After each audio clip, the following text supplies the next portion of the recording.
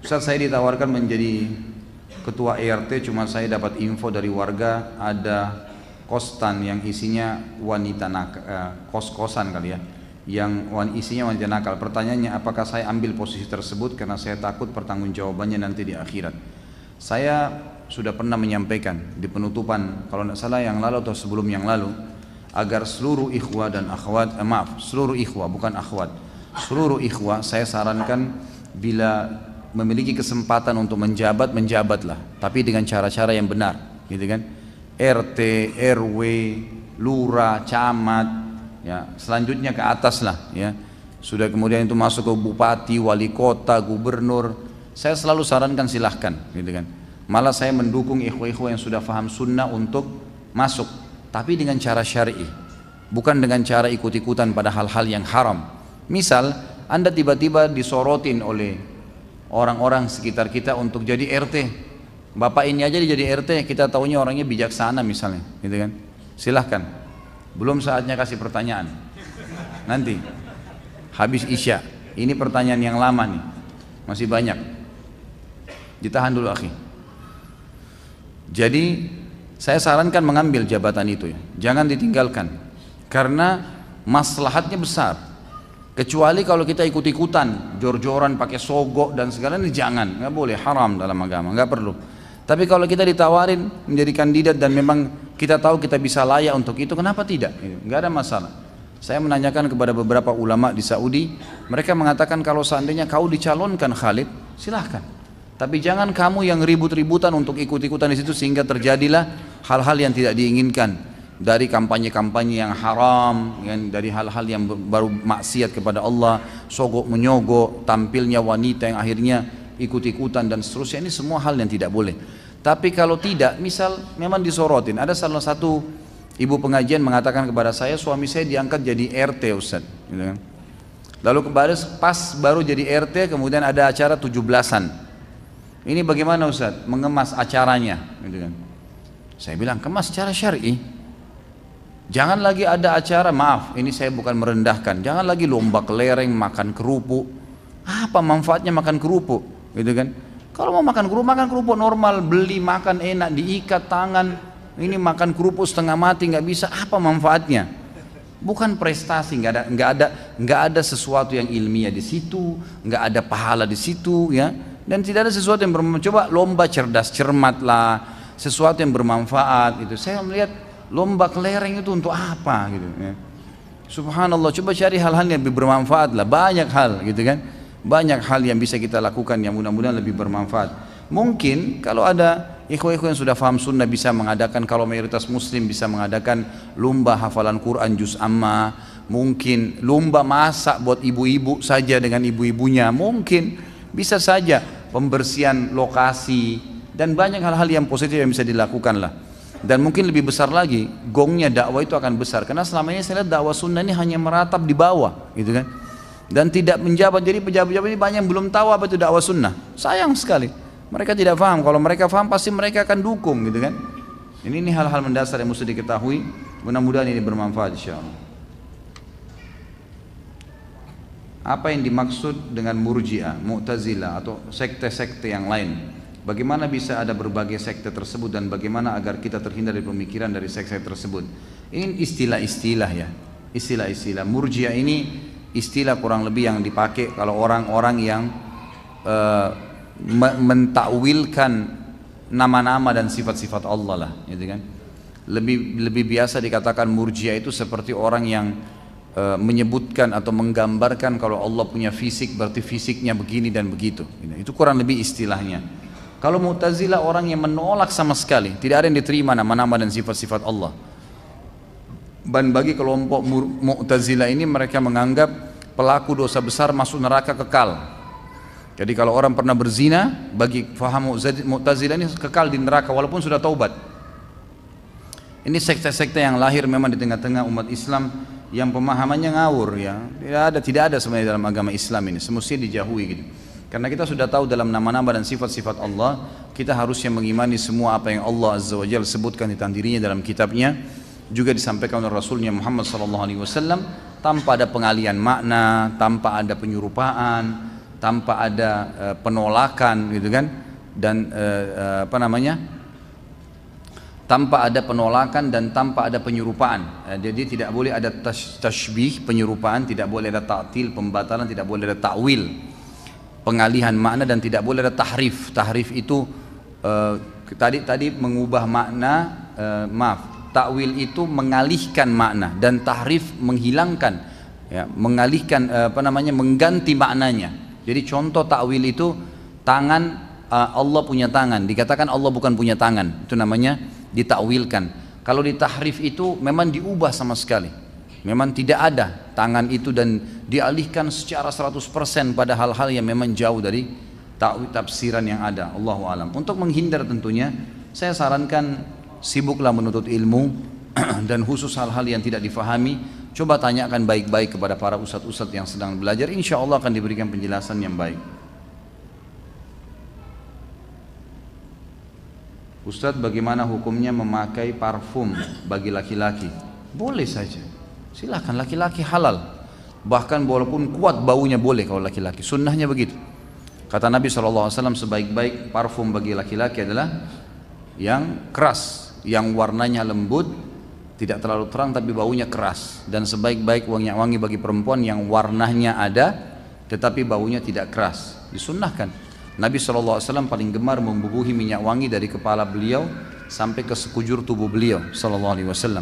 Bahkan beliau seringkali membubuhi dari leher beliau serbuk yang wangi dari negeri Syam. Kalau kita sekarang mungkin seperti bedak yang diserbu, yang diletakkan di tubuh beliau SAW, dan itu disuruh istrinya yang letakkan, kecuali kemaluan beliau meletakkan sendiri.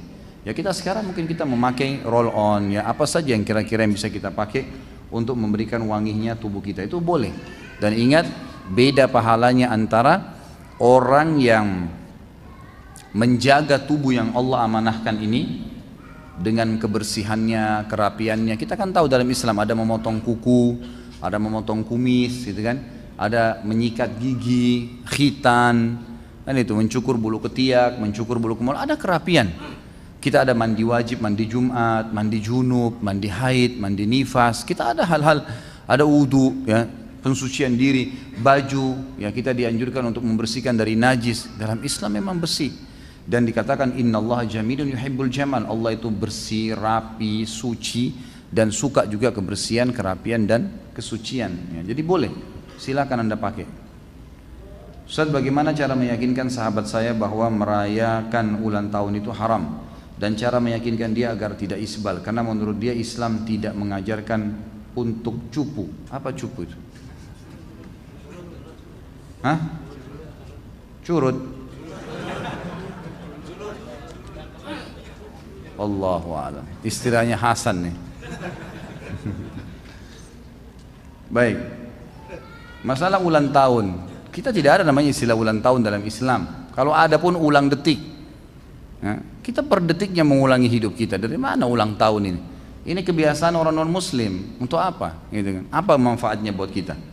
Ini kita sudah dari kecil sudah terlalu dibiasakan sebenarnya. Tapi itu tidak ada urusannya dalam agama.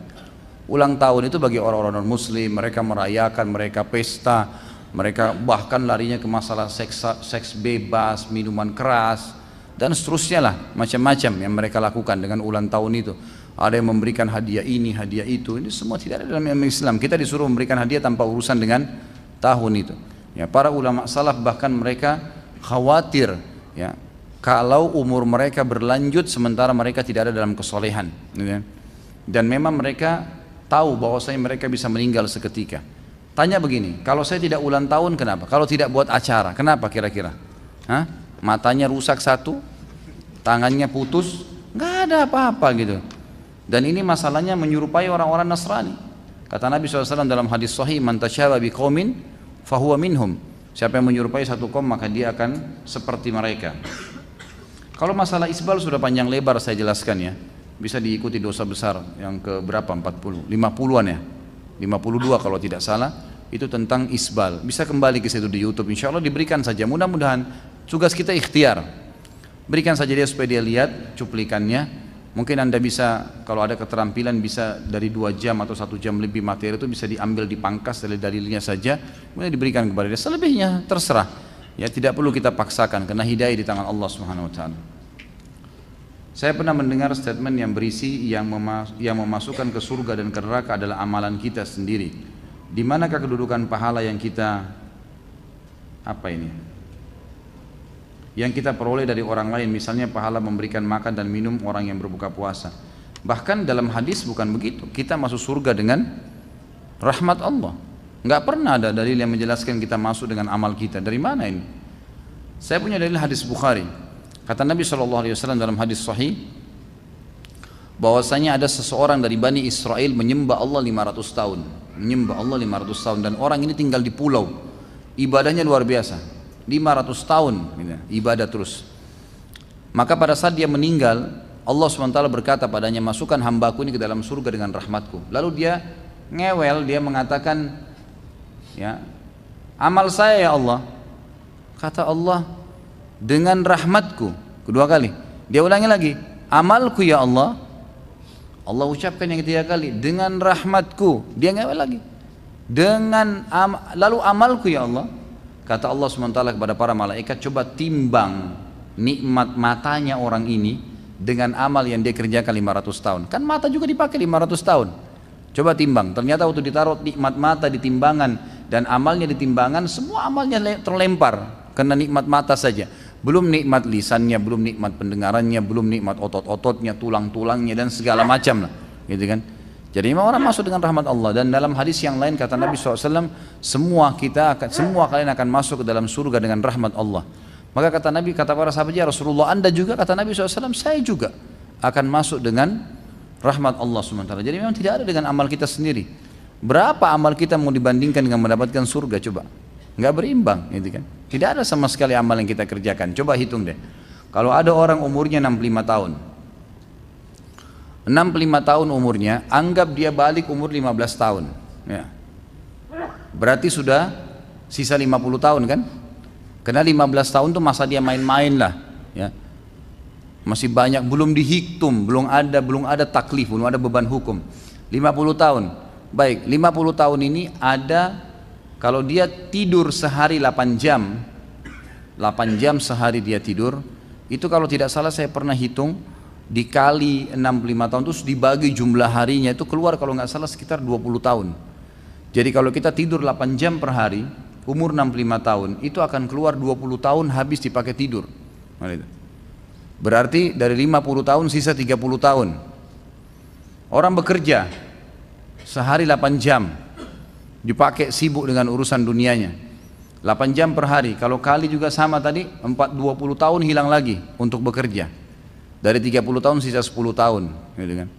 10 tahun ini anggaplah Masya Allah dia ibadah, gitu kan. Dia ibadah. Tapi kira-kira berapa ibadah yang dia khusyuk, berapa ibadah yang tidak khusyuk, berapa ibadah yang dia ikhlas, berapa yang dia tidak ikhlas. Sementara satu hari-hari akhirat sama dengan 1000 tahun waktu kita.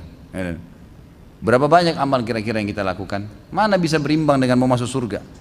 Sama sekali tidak berimbang, gitu kan? Sama sekali tidak bisa berimbang. Mohon koreksinya Ustaz, pendapat ini di antara kasih sayang Allah terhadap hambanya adalah diturunkannya azab di dunia agar azab di akhirat berkurang. Itu ada hadis sahih yang memang menjelaskan, gitu kan? Ada memang hadis sahih menjelaskan masalah itu, bahwasanya Allah Subhanahu wa taala ya menyiksa atau menghukum hamba-hambanya di dunia sebagai pembersihan dosanya agar dia di akhirat tidak lagi mendapatkan hukuman yang berat. Dalam hadis Bukhari dikatakan seorang mukmin akan diuji oleh Allah di dirinya, di hartanya, di keluarganya, sampai dia dan keluarganya bertemu dengan Allah sementara tidak ada lagi hukumannya hari kiamat, tidak ada lagi dosanya.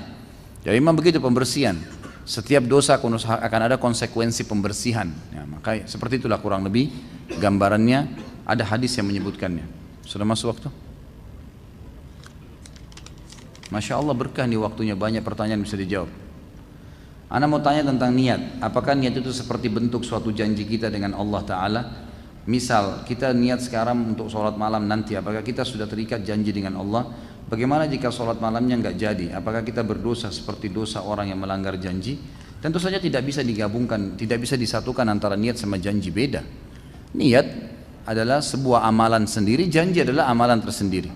Kalau dia bilang saya janji padamu ya Allah, saya akan sholat, gitu kan? Saya tidak akan bermaksiat. Nah itu janji sama Allah, itu lain, gitu kan? Tapi kalau dia niat itu adalah sugesti, ya, motivasi untuk mengerjakan sebuah perbuatan, dan dia kembali kepada hukum-hukum ibadah itu. Kalau hukum yang kita sedang niatin sunnah, maka berarti hukumnya sunnah. Kalau kita niat mau sholat malam terus nggak jadi, nggak dosa karena dia hukumnya sunnah. Dan kalau dia hukumnya wajib, maka dia jadi wajib karena kita sudah niat mengamalkan. Seperti misalnya nazar, kita nazar untuk lulus ujian puasa 3 hari. Pada saat lulus kita wajib puasa 3 hari itu. Maka kalau hukumnya sunnah dia jadi sunnah, hukumnya wajib maka menjadi wajib, gitu kan? Tapi ini berbeda, bukan tidak masuk dalam janji.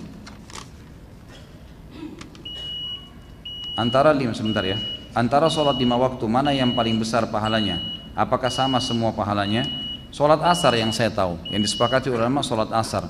Beranjak daripada, jadi di antara 5 waktu sholat ini yang paling besar sholat asar, kemudian datang setelahnya 2 sholat subuh dan isya, kemudian datang setelahnya duhur dan maghrib, gitu kan? Jadi memang dibagi 3. Kalau asar ini dalilnya firman Allah SWT, A'udzubillahi minasyaitonirrajim, hafizu 'alas salawati was salatil wusta wa qumu lillahi qanitin. Jagalah 5 waktu salat kalian, terutama salat pertengahan, maksudnya asar, ya, dan berdirilah kepada Allah dalam kondisi khusyuk. Qanit itu artinya tenang, konsentrasi, tumanina dan seterusnya.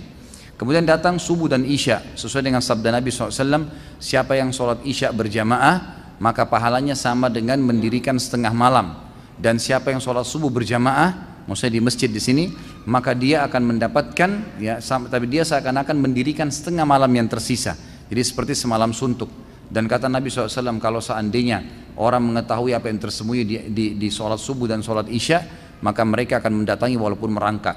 Lalu datang duhur dan maghrib. Tapi tentu duhur dan maghrib tetap kewajiban. Hanya ini urutannya. Yang terakhir ketika berwudu ada orang pada saat membasuh kepalanya dia hanya membasuh di keningnya saja. Apa sah sholatnya?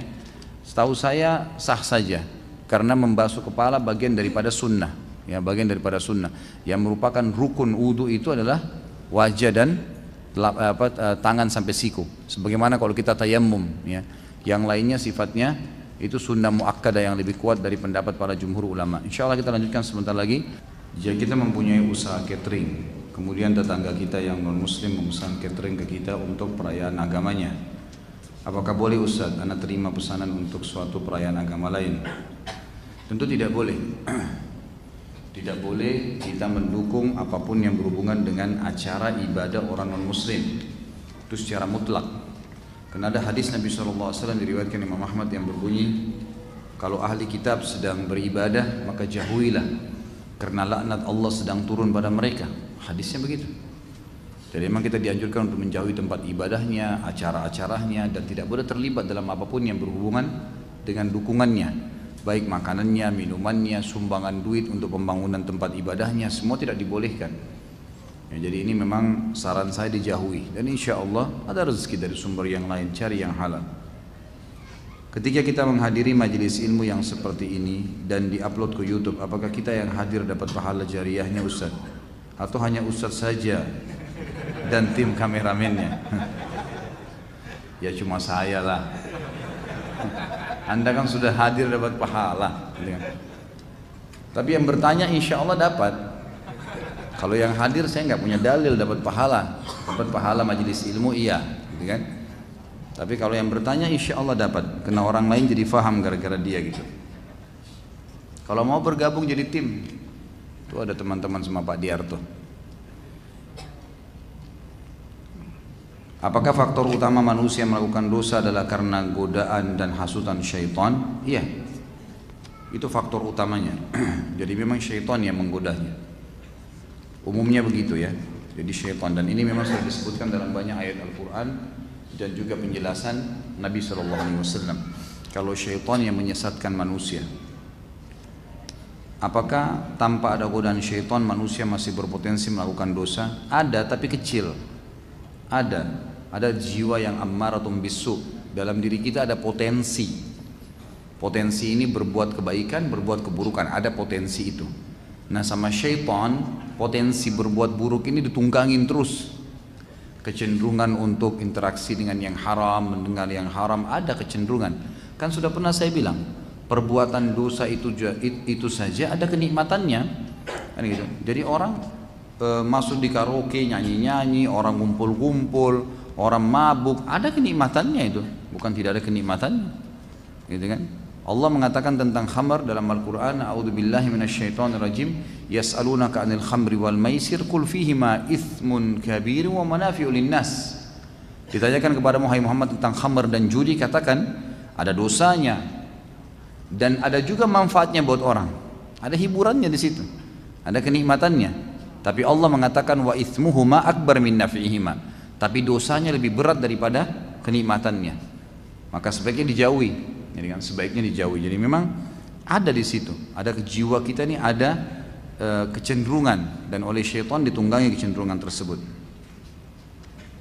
Apa perbedaan iblis, jin dan syaitan? Sudah sering kita bilang, iblis, jin itu nama kelompok globalnya sama manusia. Jadi ada malaikat, ada jin, ada manusia. Khusus jin dan manusia ini dibagi 3 kelompok lagi oleh para ulama. Ada yang mukmin, dan ini jin mukmin sama manusia mukmin tidak akan pernah bersatu. Mereka sudah saling tahu, tidak boleh saling panggil, tidak boleh ketemu, tidak boleh ngobrol, tidak boleh berteman, nggak boleh nikah, nggak ada sama sekali. Orang beriman akan mencari tahu jin itu di mana, urusannya apa, makan apa, ngobrol, nggak ada. Jin yang kedua, jin yang fasik, muslim tapi masih banyak dosanya, dan yang jin yang ketiga kafir. Jin yang fasik sama jin kafir ini namanya syaitan, dipimpin oleh iblis, gitu kan? Jadi semua syaitan pasti jin, tidak semua jin itu syaitan. Karena galangan jin ada yang beriman, dan di alam jin sekarang ini ada seperti kita, ada dakwah, ada ulama-ulamanya, mereka dakwah, ada jihad, ada alam itu, gitu kan? Ada alam itu pada mereka. Apa bentuk hakiki mereka? Allah Subhanahu wa taala menjelaskan mereka di dalam surah Jin, ya. Mereka dapat terlihat, mereka dapat melihat manusia, tapi manusia tidak bisa melihat mereka. Tetapi kalau secara fisik, saya tidak pernah spesifik mendapatkan dalil-dalil yang menyebutkan seperti apa kaki, seperti apa semua. Tapi ada hadis sahih riwayat Bukhari tentang sebab datangnya, sebab masuk Islamnya jin Nusaybin, jin dari wilayah Irak. Waktu itu datang mendengarkan dari Nabi SAW ayat-ayat Al-Quran pada saat orang-orang Quraisy membenci dakwah Islam, dan pada saat Nabi SAW sedang ditimpa 2 masalah besar, meninggalnya Abu Talib pamannya yang merupakan pembela dakwah dan istrinya Khadijah radhiyallahu anha, maka beliau sangat sedih pada saat itu, dikenal dengan tahun kesedihan. Allah SWT pada saat itu menghibur nabinya Muhammad SAW dengan 2 kejadian besar, masuk Islamnya jin Nusaybin dengan kejadian Isra dan Mi'raj. Dan ini bisa dilihat kembali ke materi sirah yang sudah saya sampaikan di YouTube, tentunya ada. Saya juga tidak ingat episode yang keberapa, tapi yang jelas insya Allah ada masalah masuk Islamnya jin Nusaybin. Nah, jin-jin ini datang, kemudian mereka mendengarkan ayat-ayat yang dibaca oleh Nabi SAW. Kata Ibnu Mas'ud radhiyallahu anhu, saya satu hari pernah jalan bersama Nabi SAW, kemudian saya melihat Nabi SAW menggaris tanah dengan tongkatnya dan berkata kepadaku, jangan lewatin garis ini. Lalu aku pun melihat Nabi SAW jalan terus sampai di kejauhan. Lalu kemudian aku melihat Nabi SAW membaca Al-Quran dengan suara keras. Lalu aku melihat Nabi SAW dikerumuni oleh laki-laki yang berposter tubuh besar dan kepala mereka seperti kendi-kendi.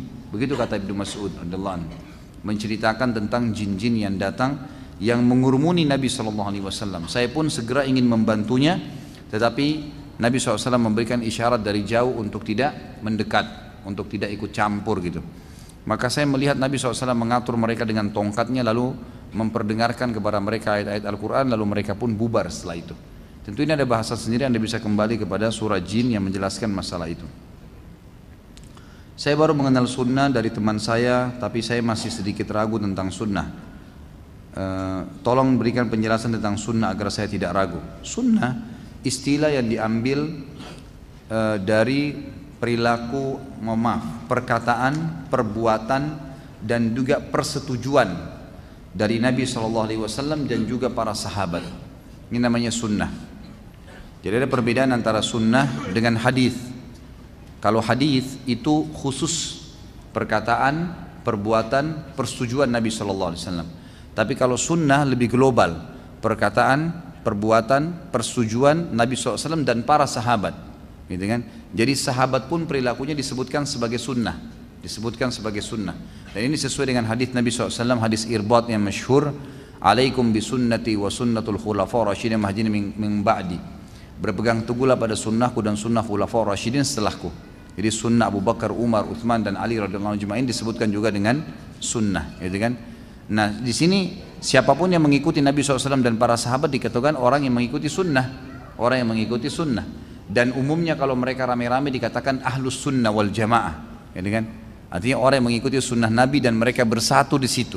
Mereka bersatu, itu namanya kelompok ahli sunnah wal jamaah yang mengikuti sunnah Nabi SAW. Jadi ini makna daripada sunnah itu sendiri, makna daripada sunnah itu sendiri. Jadi orang-orang yang mengikuti sunnah maka dikatakan ahli sunnah.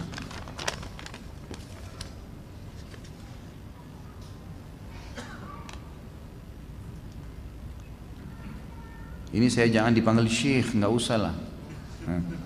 Syekh itu kelasnya terlalu tinggi menurut saya. Khalid bahasa lama nggak apa-apa lah. Di sini katakan Syekh Khalid yang dirahmati Allah. Sebelum memulai pertanyaan saya ingin mengatakan kepada antum kalau saya senang dengan kajian antum dan saya mencintai antum karena Allah Azza wa Jalla. Ahabbakallah alladhi ahbabtani fih. Itu sunnah kita mengatakan. Semoga Allah mencintai anda sebagaimana anda mencintai saya karena Allah. Saya punya beberapa pertanyaan yang saya harap agar Syekh menjawabnya. Wah, ini Syekh. Saya pernah mendengar kajian antum di YouTube tentang sekte Jamaah Tabligh, bahwa dalam kajian itu antum tidak merespon kesesatan sekte tersebut secara mutlak. Sementara saya membaca kitab Ustadz Yazid Abdul Qadir Jawaz yang berjudul Mulia dengan Manja Salaf. Dalam kitab itu Syekh Yazid menyesatkan Jamaah Tabligh secara mutlak, baik dari sisi akidah, manhaj dan muamalah mereka. Nah, bagaimana pandangan antum tentang pendapat Syekh Yazid tersebut? Saya berharap pertama, mungkin akhi ini belum terbiasa hadir di pengajian saya. Tolong jangan sebutkan nama, gitu kan? Saya sarankan di pengajian saya jangan sebutkan nama, karena saya tidak pernah membahas individu. Saya tidak mau punya musuh di dunia wala di akhirat, gitu kan? Dan bukan tugas saya untuk menceritakan ini yang benar atau ini yang salah. Apa yang anda dengar di YouTube yang saya sampaikan itu pendapat yang saya tahu, gitu kan? Kalau anda merasa cocok, alhamdulillah, diterima, gitu kan? Saya pribadi tidak melihat Jamaah Tabligh secara mutlak semuanya itu sesat. Kita harus begini, bijaksana melihat kesalahan seorang muslim. Bijaksana melihat kesalahan seorang muslim. Bayangkan kalau setiap orang yang bertolak belakang dengan pendapat kita, kita sesatkan. Coba bayangkan. Masa surga hanya dimasukin oleh kita saja sekelintir orang, gitu kan? Kalau bahasa saya kadang-kadang sama teman-teman yang suka nyalain, saya tidak bicara tentang beliau. Beliau adalah seorang ulama yang sudah dikenal di Indonesia insya Allah. Tapi saya tidak bicara, saya bicara global ya. Saya bicara secara global, tidak bicara tentang masalah Ustadz Yazidnya. Tapi saya bicara secara global. Saya mengatakan kalau saya pribadi melihat setiap orang yang mengucapkan syahadat dan dia punya pemahaman yang keliru, maka kita harus melihat substansial kekeliruan itu. Bukan semuanya, ya bukan semuanya. Misal gini, bukankah hukum Allah yang pernah saya jelaskan? Jangan ditambah lagi nih, ya. Cukup nih. Ini luar biasa nih, saya sudah bingung jawabnya nih, Masya Allah. Apalagi ini kayak sudah dirancang ini, Masya Allah, Tabarakallah. Sekalian ketemu nih hari Rabu gitu kan. Sampai kadang-kadang ada yang bilang sama saya, Ustadz ketemu di YouTube sudah sering, tapi ketemu langsung gak bisa, jadi sekalian nanya gitu. Jadi Allah Subhanahu wa ta'ala mengajarkan kepada kita dalam metode agamanya untuk melihat substansial kesalahan orang. Bayangkan kalau satu kesalahan orang langsung Allah cabut urat sarafnya, matikan. Nggak ada yang hidup di antara kita nih. Ada yang hidup? Ada banyak sekali salah kita nih. Ada perempuan nggak pakai jilbab di luar sana, dosa dengan buka auratnya. Tapi pada saat dia sholat dia tutup pakai mukena lengkap, rukunnya terpenuhi, wudunya benar, hadap kiblat benar, ya kan, waktu betul, gerakan benar, semua benar. Sahkah sholatnya? Sah.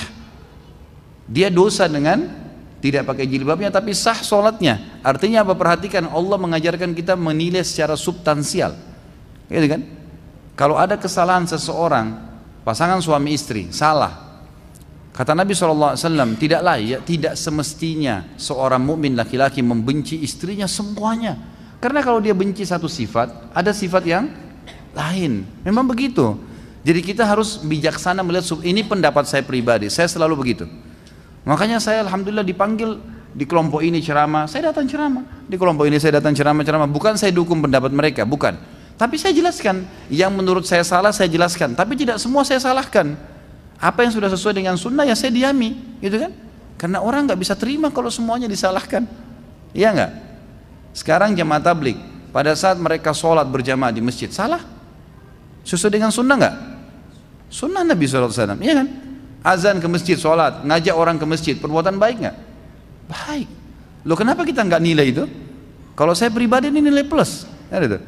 Bisa mengajak orang mabuk, orang judi, orang-orang, saya pernah bertemu dengan beberapa mereka itu luar biasa orang yang mungkin tidak bisa sembarangan taubat, tapi taubat di tangan mereka.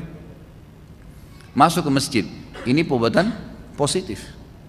Membangun ukhuwah satu sama yang lain, makan sama-sama satu piring, ini, saling bermusyawarah kalau ada masalah, ada yang sakit dijenguk, positif nggak? Sesuai dengan sunnah. Kita harus sportif mengatakan ini benar, ya nggak? Kalau ada perbuatan yang salah, saya sudah sebutkan waktu itu. Rujukan kepada hadis-hadis yang maudhu dan dhaif ini nggak boleh dipakai. Berbicaranya orang yang tidak punya ilmu nggak boleh dipakai ini. Ini yang salah. Dan saya sorotin itu. Saya sorotin kesalahan mereka. Saya bilang teman-teman ini tinggal coba dialihkan. Coba yang bicara alim ulama lah. Jangan orang yang baru teler kemarin sadar hari ini terus suruh ngomong. Itu nggak layak. Gitu. Nggak boleh orang bicara begitu. Harus orang alim yang faham ilmu. Ada di antara mereka hafal Quran, ada di antara mereka para ulama. Silahkan bicara. Itu saya pribadi dan saya melihat ini bijaksana gitu kan. Karena umat ini sekarang memang lagi banyak bersekte-sekte ini. Dan saya lihat ini adalah lahan dakwah kita, ya gitu.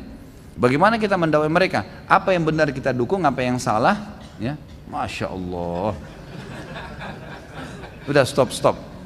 Tolong. Ini istri saya mau ke dokter, saya mau ngantar sebentar. Jadi kita coba lebih sportif melihat ini, ya. Lebih kolindon, lebih kita memiliki pikiran yang lebih jauh luas ke depan, ya kan? Bisa menangkap dakwah supaya dakwah sunnah ini memang bisa diterima oleh semua orang. Gitu. Kalau setiap orang sesat kamu di neraka, dia ini siapa ini orang? Masa semuanya saya salah gitu kan? Kan tidak mungkin, orang ada baiknya. Yang baik kita dukung, yang salah kita luruskan. Insya Allah orang bisa terima tuh. Kalau saya pribadi, maka saya tidak tahu kalau beliau memukul rata semuanya itu Allah, hak beliau, terserah saja, itu kan dia gitu kan. Kalau saya pribadi nggak melihat itu, saya pribadi dan sebatas ilmu saya tentunya. Bagaimana hukum memberi nama anak dengan nama-nama malaikat seperti Jibril, Mikail, Israfil, Ridwan dan seterusnya, Zabaniyah dan yang lainnya sebagai bentuk kecintaan kita kepada para malaikat, sebagaimana kita menamai anak kita dengan nama para sahabat. Barakallahu fiik. Wa fika barakallah. Jadi tidak ada, yang saya tahu ada hadis melarang kita tidak boleh memberikan nama dengan nama malaikat. Nabi SAW melarang untuk memberikan nama dengan nama malaikat. Jadi sebaiknya dijauhi. Ulama sepakat nama yang paling afdal adalah nama yang disebutkan penghambaannya kepada Allah. Dimulai dari Abdullah dan Abdurrahman. Karena kata Nabi SAW, ahabbul asma'i ilallahi Abdullah dan Abdurrahman. Dua nama ini. Kemudian semua nama-nama yang diikuti dengan Abdul Ghafur, Abdul Tawwab dan seterusnya, nama-nama Allah. Setelahnya datang nama para nabi-nabi dari Adam sampai Muhammad alaihi wassalatu wassalam. Adam, Yunus, Saleh, Shu'aib, Hud, Ibrahim, Yusuf, semuanya kita boleh pilih. Kemudian nama para sahabat, sahabat banyak sekali, gitu kan? Bisa kita pilih nama-nama mereka, itu jauh lebih baik. Jadi bentuk kecintaan pada malaikat adalah dengan cara mengimani keberadaan mereka dan menghormati apa yang disuruh hormati dalam agama. Seperti misalnya hadis Nabi SAW, malulah kalian pada malaikat yang tidak berpisah dengan kalian, gitu kan? Kecuali kalian sedang di WC atau sedang berhubungan biologis. Jadi memang kita disuruh hormatin. Lalu dalam hadis lain kata Nabi SAW, malaikat terganggu apa yang mengganggu manusia dari bau busuk dan seterusnya, itu malaikat tidak suka. Pemandangan-pemandangan yang tidak nyaman. Jadi kita lakukan yang ada dalilnya, tapi memberikan nama Allah alam setahu saya sebaiknya jangan. Saya pernah mendengar kalau perhiasan ahli neraka itu dari besi. Nah, bagaimana hukum memakai cincin akik yang terbuat dari besi putih dan semisalnya? Saya tidak pernah tahu kalau ahli neraka ada perhiasannya. Allahu alam. Selama ini saya selalu bahas tentang masalah neraka. Saya tidak pernah tahu kalau ahli neraka ada perhiasan. Yang saya tahu malah mereka penuh dengan azab, gitu kan? Azab, dan yang ada itu dalam hadis disebutkan harta yang mereka tidak keluarkan atau harta haram atau harta yang tidak dizakatkan itu akan berubah menjadi timah panas yang akan ditempelkan, disetrikakan di tubuh mereka, itu ada. Tapi kalau perhiasan seperti kasus cincin, gelang, ini saya tidak melihat ahli neraka ada memiliki itu. Allahu alam ya, mungkin sebatas ilmu saya. Jadi yang saya tahu tidak ada itu. Dan kalau laki-laki menggunakan perhiasan dari perak dibolehkan. Ya, Nabi SAW berkata dalam hadis Bukhari kepada seorang sahabat yang ingin menikahi seorang sahabiat yang sedang ada menawarkan diri kepada Nabi SAW, kata Nabi, iltamis walau khataman min hadid, coba kau pulang cari walaupun cuma cincin perak. Yang saya tahu perak dibolehkan, tapi kalau emas tidak boleh bagi laki-laki, gitu kan? Allahu a'lam, ini yang saya tahu. Ustaz mohon doakan istri dan adik ana agar memakai jilbab. Allahumma amin. Mudah-mudahan insyaallah Allah berikan hidayah, bukan cuma saudara dan istri anda, tapi insyaallah seluruh muslimat. Ya, seluruh muslimat yang belum mendapatkan hidayah, semoga Allah berikan petunjuk untuk bisa menutup aurat mereka. Amalan apa yang bisa dilakukan wanita yang sedang haid selain doa pagi dan sore? Ya. Apa saja yang tidak dibolehkan itu hanya sholat, puasa, menyentuh fisik Al-Quran, kan gitu. Yang lain boleh, zikir, jenguk orang sakit, bakti dengan orang tua, sedekah, banyak, mendengar ceramah, banyak sekali. Jadi yang ditinggalkan cuma yang dilarang saja, yang tidak dilarang kerjakan, kan itu. Apa hukumnya mendengarkan puisi? Kalau misalnya sesuatu yang positif, baik-baik saja isinya, puisi kan bisa juga dikatakan syair ya, itu boleh-boleh saja. Nabi SAW punya seorang penyair namanya Hassan ibn Thabit radhiyallahu anhu. Sahabat Nabi ini memang selalu membela Nabi SAW dengan syair-syairnya. Kalau ada yang menyerang Nabi, maka dia juga membalas, gitu kan. Itu setahu saya boleh saja, selama memang hal-hal positif lah, syair, puisi yang sifatnya memang masih positif, tidak ada kata-kata haram, silahkan. Tapi saran saya sibukkan diri dengan Al-Quran, dengan hadis Nabi, itu 10, setiap huruf 10 pahala, gitu kan, itu lebih baik. Apakah Yazid bin Muawiyah adalah orang saleh dan bagaimana kita menempatkan beliau dalam Islam? Kalau dikatakan orang saleh, saya tidak tahu secara pribadi, tapi cukup banyak diantara ulama yang memuji dan ada juga ulama yang menyalahkan. Jadi dia ada kesalahan, ada yang salah, ada yang benar. Ya, ada yang salah, ada yang benar dari diri beliau. Dan ini sebagai manusia biasa, Tapi yang jelas dikatakan di dalam hadis Nabi SAW, pasukan yang menyerang Konstantinopel, gitu kan, diampuni. Dan di zaman Yazid ini ada pasukan menyerang Konstantinopel, dan di pasukannya dialah meninggal Abu Ayyub Al-Ansari, sahabat Nabi yang mulia, gitu kan, yang memang kuburannya yang dia minta pada saat dia mati dikubur di gerbangnya ya Konstantinopel, itu di pasukannya Yazid. Dan dia mewasiatkan kepada Yazid, kalau saya meninggal jangan kubur saya kecuali di dekat pintu gerbangnya Konstantinopel. Itu yang saya tahu. Kalau masalah kekurangan Allahu alam, saya lebih cenderung dengan pendapat Imam Syafi'i rahimahullah. Pada saat ditanya tentang apa yang anda jawab, apa pendapat anda tentang yang terjadi di antara Muawiyah sama Ali, antara Ali dengan Aisyah, maka beliau ini adalah turunan Nabi SAW. Imam Syafi'i masyhur rahimahullah, dan beliau mengatakan, saran saya kamu membaca firman Allah dalam surah Al-Baqarah, tilka ummatun kad khalat, itu umat yang telah berlalu, kata Allah, laha ma kasabat walakum ma kasabtum. Mereka mendapatkan apa yang mereka sudah lakukan. Kalau mereka berbuat baik dapat pahala, kalau mereka berbuat sudah dihukum sekarang. Kalau mereka berbuat buruk mereka sudah dihukum. Walakum ma kasabtum, kalian juga akan dituntut terhadap apa yang kalian lakukan. Wala tus'aluna amma kanu ya'malun, janganlah kalian tanya-tanya lagi apa yang mereka lakukan. Artinya apa? Orang yang sudah berlalu sudahlah, gitu kan. Insya Allah jasa dia dalam Islam Allah sudah balas, kalau ada keburukannya Allah sudah hukum. Lebih baik kita memikirkan bagaimana umat ini ke depan. Itu yang saya sarankan, daripada kita mengorek-ngorek masa lalu sejarah Islam. Kita ambil positif dan kita meninggalkan yang negatifnya. Di kantor Anas setiap selesai sholat asar ada pembacaan hadis dari kitab Riyadhus Shalihin, sementara masih ada jamaah yang masbuk. Apakah boleh Ustadz kami membaca hadis tersebut sementara jamaah terus berdatangan dan sholat? Kalau memang dianggap itu penting, darurat, maka boleh-boleh saja setahu saya. Allahu a'lam.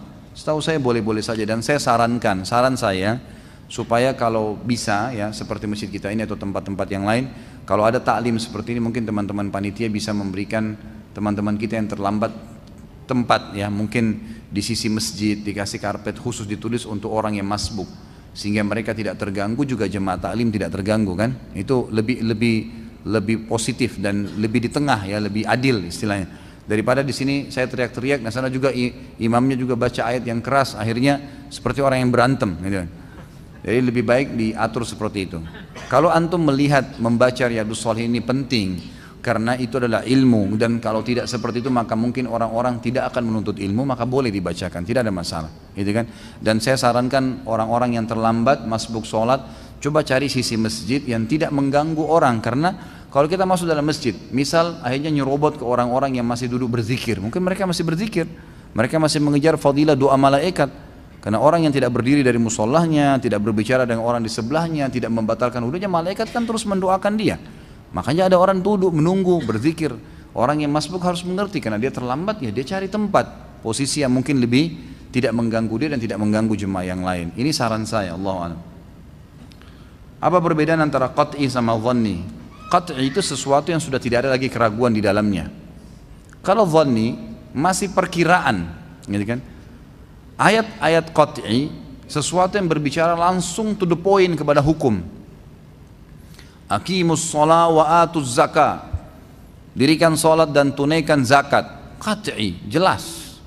Enggak ada sesuatu yang perlu diragukan di situ, gitu kan? Kalau dhanni ini sesuatu yang sifatnya masih berbicara global, ya. Sifatnya berbicara global, yang sifatnya itu masih berbicara tentang sesuatu yang kemungkinan maknanya begini, kemungkinan maknanya begini. Misal, pada saat disebutkan aula mastumun nisa dalam surah Al-Maidah ayat 6, atau kalian melamas wanita kalian.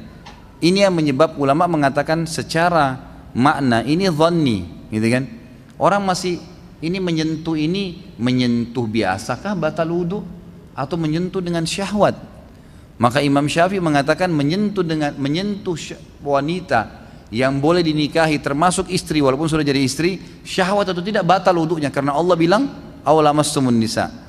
Kemudian kalau jumhur ulama mengatakan tidak, harus dengan syahwat baru batal, karena kata-kata lams di sini itu harus dengan syahwat, ya, harus dengan syahwat. Dan ini Imam Ahmad, Imam Malik, Abu Hanifah mengatakan hal tersebut, dikuatkan dengan hadis Bukhari, Nabi SAW pernah mencium Aisyah dan menjadi imam sementara tidak berwudu, gitu kan. Jadi seperti itu memahaminya. Dan apa perbedaan antara taklid dengan ta'assub? Sebenarnya secara makna mendekat. Kalau taklid itu mencontohi dengan dasar, kalau ta'assub mencontohi tanpa dasar. Itu maknanya. Kalau taklid itu ada orang nih jalankan sunnah, kita ikutin, kita tahu dia punya landasan, kita ikutin, maka dikatakan kita mentaklidnya. Kalau ta'assub mencontohi seseorang hanya sekedar melihat tanpa tahu ini ada landasannya atau tidak, jadi fanatisme buta, itu kalau ta'assub. Kalau taklid itu dia mengikuti dengan mengetahui ini ada landasan, itu kurang lebih perbedaan dasarnya. Masya Allah, 8-9 pertanyaan. Tanya satu, akhi, ukhti, 1-2 gitu.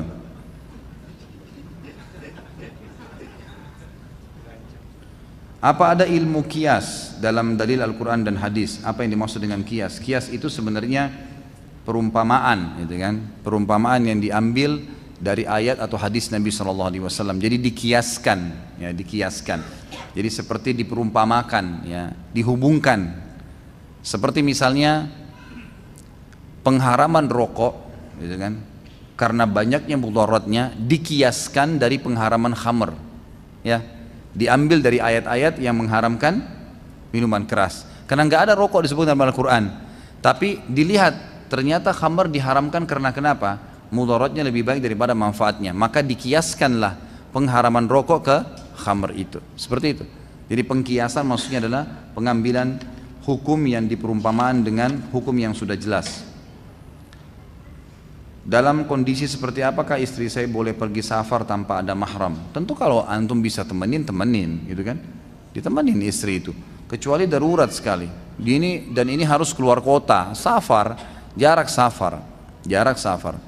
Tapi kalau memang dalam keadaan darurat, saya sudah pernah jelaskan perselisihan ulama dalam masalah ini. Hadisnya adalah tidak layak bagi seorang wanita yang beriman pada Allah dan hari akhir safar, perjalanan sehari semalam tanpa mahram. Kalimat sehari semalamnya diperselisihkan oleh para ulama nih. Sehari semalam ini apa yang dimaksud? Apakah sehari semalam tolok ukurnya hari di zaman Nabi SAW, atau sehari semalam itu memang lafadz letterletnya 24 jam itu, gitu kan? Nah, pendapat pertama mengatakan ini harus dilihat dari zaman Nabi SAW. Zaman Nabi SAW misalnya Mekah sama Madinah jaraknya 3 hari perjalanan kuda, gitu kan? Nah, kalau 400 kilo dibagi 3 hari berarti sekitar 130 kiloan. Berarti kalau dalam pendapat ini dikatakan jarak 130 kilo sudah tidak boleh wanita safar tanpa mahram, kan itu. Pendapat kedua mengatakan tidak, kita berpegang pada lafadznya sehari semalam, tidak dilihat lagi jarak jauhnya. Sehari semalam, apakah perjalanannya sehari semalam atau tidak, gitu. Dan yang dimaksud dibutuhkan mahram adalah perjalanannya, tiba di lokasi sudah tidak butuh mahram lagi. Jakarta Surabaya butuh mahram, misalnya ya perjalanannya, tiba Surabaya sudah nggak butuh mahram, suaminya udah boleh kembali, sudah sampai pada tujuan. Jadi perjalanan yang dimaksud, gitu kan. Nah, ini kita lihat sekarang kecenderungan kita melihat di mana ini secara ilmiah. Seperti sekarang misalnya, ulama fikih sepakat mengatakan wanita disuruh ada mahramnya pada saat safar itu karena keamanan, gitu kan? Takut diganggu. Zaman sekarang dan berapa hari lagi ini akan diresmikan oleh kerajaan Saudi perjalanan Madinah Mekah dengan kereta api baru 90 menit. Yang dulu orang tempuh 6 jam pakai bus, sekarang sudah lebih canggih 90 menit. Bukan mustahil 10-20 tahun ke depan itu mungkin cuma setengah jam. Bukan mustahil. Sebab kemarin kerajaan Saudi sempat negosiasi sama Jepang. Salah satu kereta yang sempat ditawar itu ada buatan Jepang yang terbaru 400 kilo 20 menit. Sama dengan pesawat kecepatannya. Itu bukan mustahil 10-20 tahun lagi dipakai, gitu kan. Berarti jarak yang dulunya dari zaman Nabi SAW 3 hari 3 malam ditempuh dalam 20 menit nanti itu. Apakah perempuan butuh mahram? Nah, di sini memahami fikihnya. Bagaimana kita jeli dalam menangkap ini. Dilihat jalur keamanan aman gak dia? Sekarang perempuan safar dari Jakarta ke Surabaya di pesawat, aman gak dia di pesawat? Menurut saya aman. Saya pribadi melihat aman. Kalau ada yang ganggu satu pesawat keroyokin, gitu kan? Nggak mungkin. Atau ada yang ganggu dia di sebelahnya, dia tinggal bilang sama pramugara atau pramugaranya langsung diamankan tuh, gitu kan? Nggak mungkin. Orang tidak mungkin mengganggu. Berarti keamanan ada. Tinggal dilihat jaraknya sehari semalam nggak, kurang ya sudah, berarti masuk dalam pendapat kedua membolehkan. Tapi di sini tentu kita saling menghormati pendapat ya. Saya sudah bilang tradisi saya dalam pengajian, saya coba mengangkat kalau ada khilaf di antara ulama supaya lebih difahamin. Karena bukan mustahil, berapa kali banyak ditemukan fatwa yang keluar dalam fikih itu ternyata 10-20 tahun lagi berubah, gitu kan? Malah sefaham dengan yang pernah dia selisihi 20 tahun yang lalu. Karena ternyata dengan berkembangnya zaman ternyata ini yang lebih cocok, gitu kan? Sering kali begitu. Maka kita jangan buru-buru untuk menyalahkan pendapat yang ada selama ada dalil. Karena ini dalilnya satu nih. Dalilnya hadis tadi. Sehari semalam tanpa mahram, kan gitu. Itu dalilnya yang dibahaskan. Ketika niat kurban seekor kambing hanya untuk 1 jiwa atau bisa untuk 1 keluarga, tentu lebih afdal 1 jiwa. Lebih afdal itu, lebih baik. Bahkan dianjurkan setiap orang satu orang bisa berkurban lebih dari 1 ekor. Ya. Bisa lebih dari 1 ekor. Masya Allah. Mulai sekarang pertanyaan 1 atau 2 saja ya. Masalah multi level, saya nggak jawab lagi nih, sudah sering saya jawab. Syubhat dijauhi, itu saja saya bilang. Nggak usah lah, lebih baik cari yang lain, gitu kan? Cari sumber yang lain. Saya ini pernah praktisi multi level itu lebih dari 15 tahun. Praktisi, saya sampai menjadi penasihat syariahnya, saya sampai luar biasa lah. Saya nggak usah sebutin. Banyak yang dulu mengajak saya jadi dewan syariah, mengatasnamakan syariah gitu. Nah, itu setelah saya telusurin semua ini berbahaya sekali, dekat sekali dengan bab gharar. Gharar itu merugikan pihak, uang pendaftaran yang hangus, kemudian bonus yang hangus, janji-janji yang cuma diimingkan. Ini kalau dapat poin tertentu akan dapat mobil, ternyata begitu juga sampai pada poin itu tidak dikasih mobil langsung cash, masih dicicilin. Kalau poinnya nggak sampai bulan selanjutnya nggak dapat lagi mobil itu, dan beragam macam hal yang dijanjikan. Ini semua masuk dalam bab gharar. Maka saran saya nggak usah. Dan subhanallah, orang yang masuk ke multi level ini, mungkin teman-teman yang bergerak itu akan muncul sebuah motivasi dalam dirinya, merasa bisnis lain kecil semua, bisnisnya yang paling hebat. Sampai jam 12 malam, sampai jam 2 malam ceramah terus.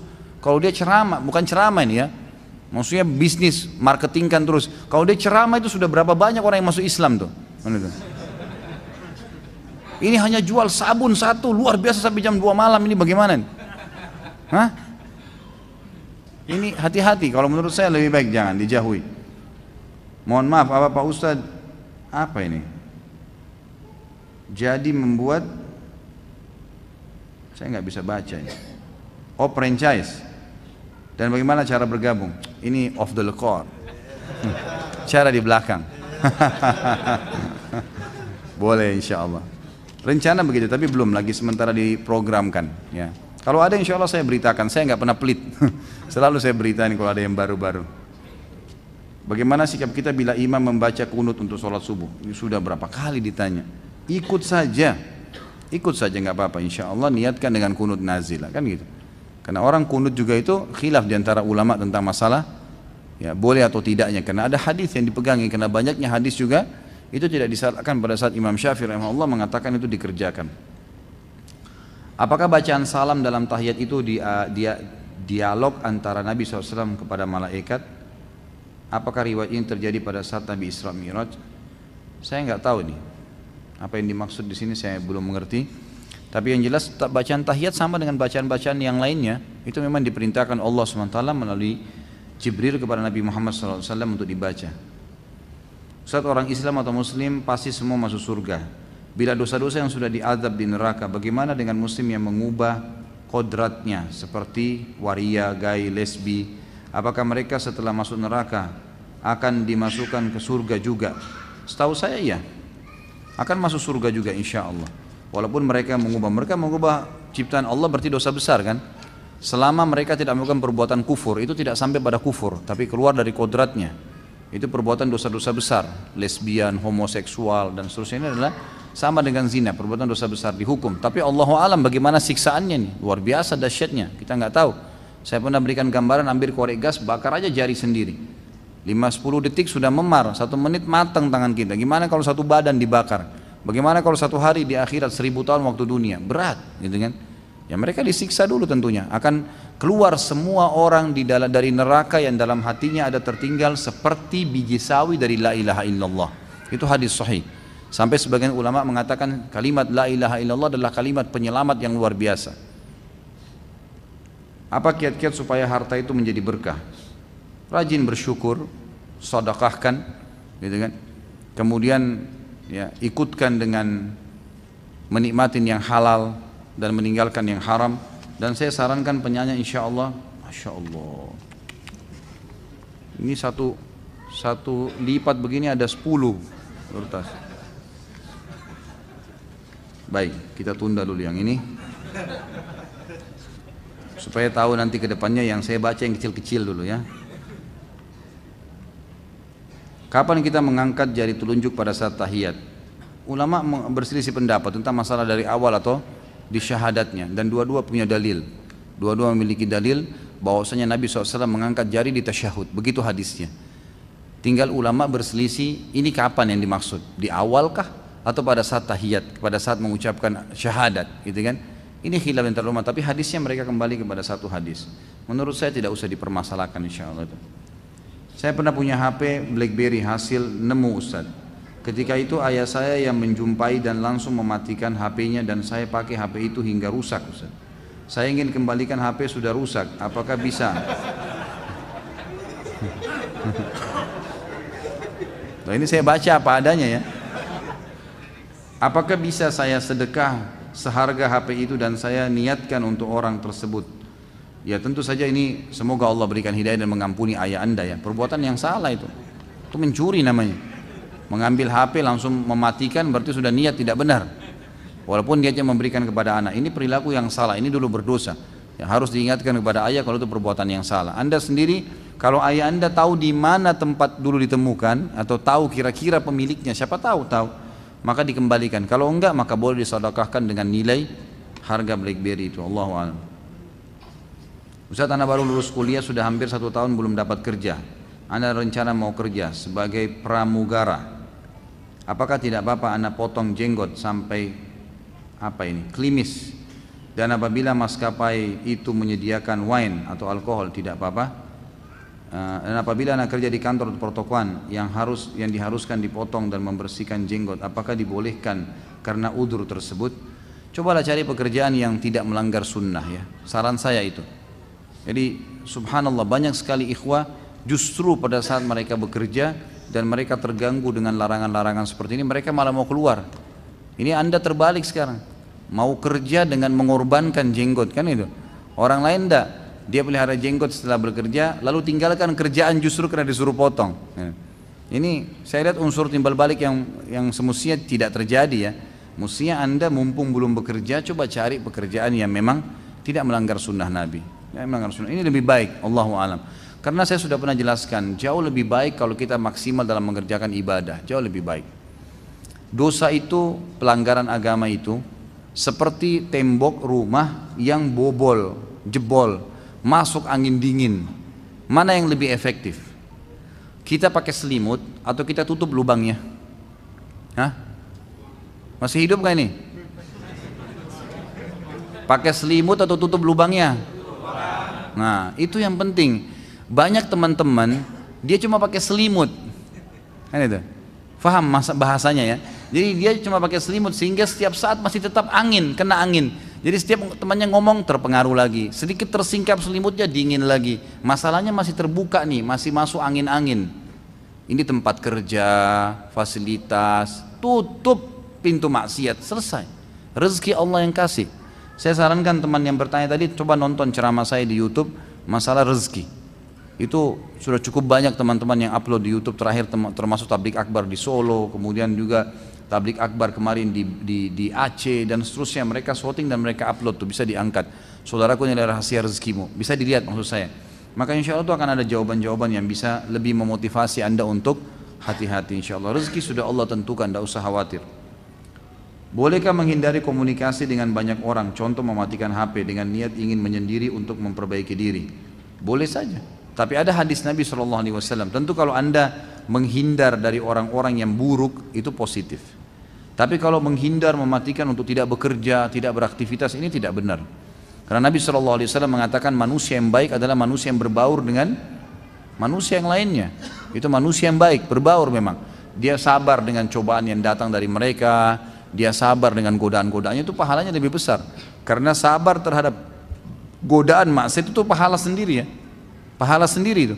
Kita digoda untuk melakukan buat maksiat lalu kita bertahan, tidak mau. Maka itu pahala sendiri, tidak didapatkan bagi orang yang menyendiri.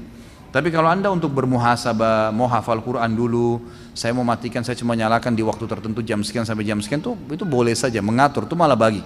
Itu malah positif dibandingkan orang yang sibukkan diri 24 jam, bangun tidur HP, mau tidur HP, luar biasa. Biar lagi makan sambil ngunyah, buka HP. Ini apa ini? HP-nya juga mau ikutkan makan. Kira-kira kalau lagi makan bisa terima telepon, tidak ada orang gitu, sambil ngomong. Apa ini?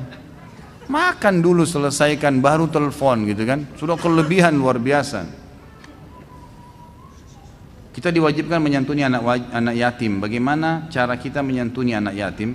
Anak yatim tentu banyak caranya, diantaranya kita mensponsori mereka, menyiapkan kebutuhannya gitu kan, kebutuhan sehari-hari, makanan, minuman, pakaian, biaya sekolah, kita menjadi ayah angkat atau ibu angkat itu termasuk. Atau ada di antara kerabat kita, mungkin ponakan, yang sering terjadi biasa ayahnya dan ibunya kaya raya meninggal, anaknya masih kecil, dan itu kebetulan mungkin ponakan misalnya. Maka kita sebagai pamannya atau sebagai tantenya tentu orang yang paling berhak untuk mengelola harta anak yatim tersebut. Maka ini sama juga dengan menaungi. Di sini tidak boleh kita memakan harta anak yatim tersebut kecuali untuk kebutuhan dasar, membayar listrik, kebutuhan dia dan seterusnya. Kalau sudah besar dikembalikan hartanya. Ini juga termasuk menyantuni mereka. Bagaimana cara membagi waktu yang adil untuk dua istri? Mulai lagi nih. Ini siapa yang suka cari gara-gara ini? Hah? Misal istri yang ketika sakit, sedang jatahnya gilirannya ada pada istri pertama, bolehkah kita pergi ke tempat istri yang kedua? Kalau hanya sekedar menjenguk boleh, tapi jatah malam mabit wajib. Saya sudah bilang, orang yang poligami siap tidak tidur, ya. Haknya istri itu mabit. Jadi kalau dari istri pertama ini sudah malam ngobrol, nginap, dia bilang saya masih butuh ngobrol, temanin. Besok malam, ini pagi bekerja sampai maghrib, Terus istri kedua bilang, saya juga mau ditemani ngobrol. Temani ngobrol, resiko. Siapa suruh poligami? Mau enaknya aja gimana? Kalau sakit jenguk, penuhi kebutuhannya, sampaikan pamit kepada yang pertama yang tidak sakit, saya akan lihat saja, itu tidak apa-apa. Dan usahakan kejujuran, selalu kejujuran, jangan pernah sembunyi apa-apa. Menyembunyikan sesuatu apalagi dusta itu akan jadi penyakit, bumerang, nggak perlu. Saya akan ke sini. Kenapa gini-gini? Ini Allah yang perintahkan. Kembalikan kepada hukum Allah. Saya akan lihat orang sakit, nggak bisa, gitu kan? Kalau kau mau silakan jenguk sama-sama. Itu hal-hal mendasar yang mesti dilakukan. Di web khalidbasanamamp3.com bagian Bulughul Maram hadis 760 tentang haji tidak bisa di-download Ustaz.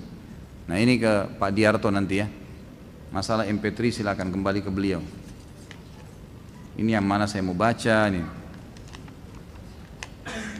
Ustaz, jika ada yang hamil di luar nikah, apakah boleh dinikahkan dalam keadaan hamil atau harus menunggu masa iddah?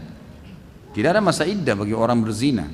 Iddah itu bagi orang yang sudah jadi istri sah lalu terceraikan. Jadi ini lebih afdal dia tidak menikah, lebih afdal. Yang saya tahu pendapat begitu. Kemarin saya sempat tanyakan ke beberapa masyayikh yang mengajar di Masjid Nabawi, bagaimana sih sering datang pertanyaan nih, kalau yang nikahi dia laki-laki yang menghamilinya.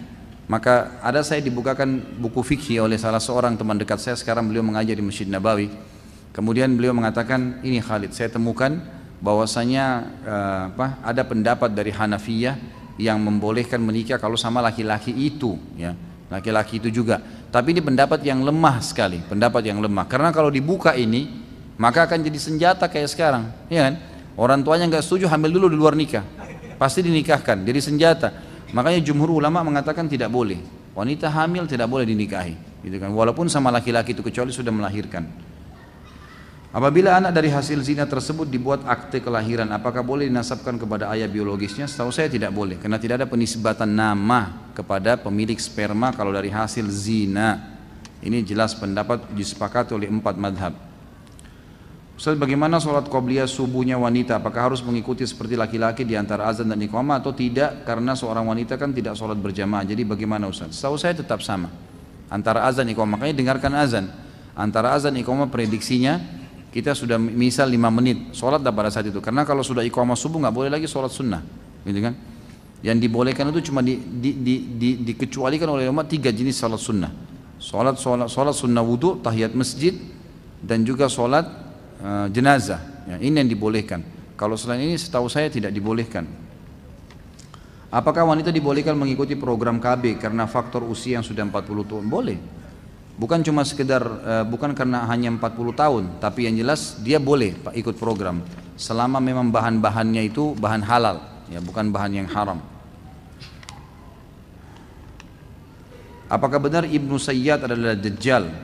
Pendapat yang kuat mengatakan bukan dia, walaupun dia mirip. Ibnu Sayyad ini ada satu turunan Yahudi, kalau teman-teman belum tahu, di zaman Nabi SAW mirip sekali sama Dajjal, gitu kan, mirip sama Dajjal, turunan Yahudi. Bentuk tubuhnya, warna kulitnya mirip Dajjal. Dajjal itu orangnya kekar, kulitnya berwarna kehitam-hitaman, gitu kan. Dan subhanallah di akhir hidupnya itu mata sebelah kanannya rusak, gitu kan. Tapi dia sempat masuk Islam setelah itu. Jadi di zaman Nabi SAW hidup dia belum masuk Islam, jadi tidak jadi sahabat. Tapi di zaman sahabat, zaman Abu Bakar masuk Islam dia. Dan pernah dia ikut haji. Maka waktu dia duduk sama Ibnu Umar bersebelahan, Ibnu Umar bilang, saya ketemu sama Ibnu Sayyad dan dia duduk di sebelah saya belum pernah merasa tidak nyaman seperti waktu itu. Lalu Ibnu Sayyad berkata kepada saya, wahai Ibnu Umar, apa kau dengar orang-orang bicara tentang saya? Orang bilang saya ini Dajjal. Kalau emang saya benar Dajjal, bukankah Nabi SAW bersabda bahwasanya Dajjal tidak akan masuk Mekah dan Madinah? Saya masuk di Madinah, saya lahir di Madinah, bagaimana bisa saya dikatakan Dajjal? Bukankah Nabi SAW mengatakan Dajjal nggak punya keturunan? Saya punya anak 5 sekarang, gitu kan? Dari mana ini, gitu kan? Nah berarti memang di sini indikasinya dia bukan Dajjal, gitu kan? Ibnu Umar mengatakan benar juga nih, dari statement dia betul, karena memang kan ciri-cirinya tidak masuk Madinah dan Mekah, gitu kan? Tapi sempat Ibnu Umar berkata di akhir riwayat, mengatakan, tapi kalau seandainya kau terpilih dari Dajjal, kau mau nggak? Kata Ibnu Sayyad, kalau saya ditawarkan saya tidak nolak. Nah maka Di situ Ibnu Umar mengatakan semoga Allah membinasakanmu, ditinggalkan gitu. Artinya dia mau dari Dajjal, ini kan luar biasa, bagaimana sudah muslim begitu pikirannya. Tapi yang pendapat yang kuat, walaupun banyak riwayat yang seakan-akan menunjukkan dia, tetap saja pendapat yang kuat mengatakan bukan dia, Dajjal itu sendiri. Jadi kan memang dia makhluk yang sudah Allah siapkan nanti di akhir zaman. Ustaz, saya mau tanya, sampai berapa bulan bayi disunnahkan akikah? Kalau sudah lewat, apa sebaiknya diniatkan untuk kurban saja, sedangkan orang tuanya belum kurban, sekarang anaknya sudah berumur 4 bulan. Tentu saja yang paling kuat pendapat itu mengatakan hari ke-7, gitu kan? Hari ke-7 paling afdal, kalau dia bisa lakukan, maka lebih baik. Pendapat pertama dari para ulama mengatakan kalau lewat hari ke-7, lupa atau tidak, gitu kan? Mampu atau tidak mampu berarti dianggap dia sudah gugur kewajibannya. Kalau lewat hari ke-7, ini pendapat pertama. Pendapat kedua, dan saya cenderung dengan pendapat kedua secara pribadi ya, kalau ulama mengatakan afdaliyahnya hari ke-7, tapi kalau dia lupa, dia tidak mampu, dia boleh lakukan kapan saja. Maka saya sarankan pendapat kedua yang dipegangi, 4 bulan diakikahkan anaknya. Dan juga saya sarankan begini, jangan dipertemukan antara satu ibadah dengan ibadah yang lain. Sering kali pertanyaan muncul nih, kalau tiba Idul Adha, selalu mengatakan, Ustadz saya Idul Adha dulu, kurban dulu, atau saya akikah. Kenapa harus dipertemukan sih? Ya masing-masing lah dikerjakan gitu kan. Kalau memang mau akikah ya akikah, mau kurban ya kurban, jangan dipertemukan. Sama waktu saya tekankan kemarin, dianjurkan puasa 9 hari awal bulan Zulhijjah. Nanti tanggal 14 September sampai tanggal 23. Kita dianjurkan puasa 9 hari oleh para ulama karena fadilah 10 hari awal bulan Zulhijjah gitu kan. Maka ada yang tanya sama saya diantara ibu-ibu, WhatsApp ke saya, Ustadz mana yang lebih baik, saya puasa 9 hari itu atau saya bayar utang Ramadan? Kan tidak ketemu gitu. Jadi nggak usah dipertemukan dua ibadah seperti itu, jadi lakukan aja. Kalau pas lagi 10 awal Zulhijjah ya kerjakan puasa Zulhijjah. Ada kesempatan lain kita bayar utang Ramadan, karena Ramadan masih lama sampai bulan Sya'ban. Menurut syariat Islam, lebih afdal mana, bekerja di kampung dengan merantau? Bekerja di kampung atau merantau gitu ya. Saya tidak pernah tahu ada perbedaannya. Tapi Imam Syafi'i pernah berkata dalam pepatah syairnya, wasafir fafis safari khamsu fawaidin. Berangkatlah kamu, musafirlah, cari pengalaman gitu kan. Bekerja ke apalah, keluar kota kamu. Karena itu akan mendapatkan 5 manfaat. Kata beliau, wasafir fafis safari khamsu fawaidin. Kemudian beliau mengatakan lanjutannya itu ini soalnya sudah cukup lama saya lupa syairnya ya, tapi ilmun wa adabun sebentar saya lupa.